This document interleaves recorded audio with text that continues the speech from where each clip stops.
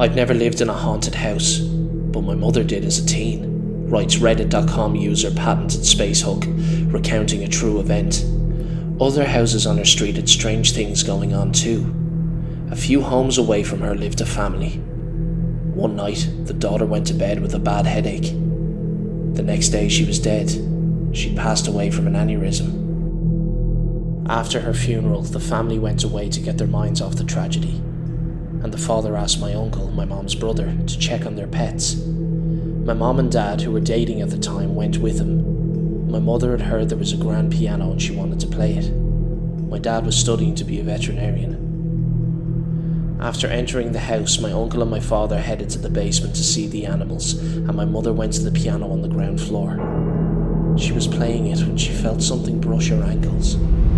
She thought a cat must have left the basement and walked past her. She kept playing, and then she felt it again. She looked under the piano and saw nothing. When she started again, she felt hands clasp her legs tightly. She dashed to the basement door, called my uncle and father and waited for them. Back outside, my uncle would tell my mom was rattled and asked what was wrong. She told him what had happened and he turned white.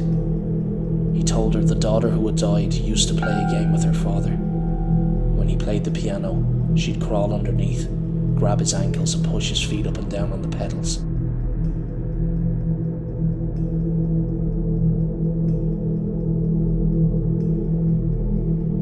The ambulance company that I used to work for had a haunted ambulance, Rig 12, recounts Reddit.com user Zerbo.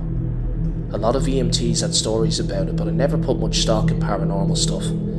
That is, until I had my own experience with Rig 12. My partner and I were working in a rural community at 3 a.m. and it was pitch dark and completely quiet. We were both dozing. I was in the driver's seat and she was in the passenger seat. I woke up to a muffled voice, but I thought my partner was talking. I told her I was trying to sleep and closed my eyes. I distinctly heard a male voice say, "Oh my God, am I dying?" followed by a few seconds of heavy breathing. My partner and I sat up straight and looked back into the patient compartment where it sounded like the voice had come from.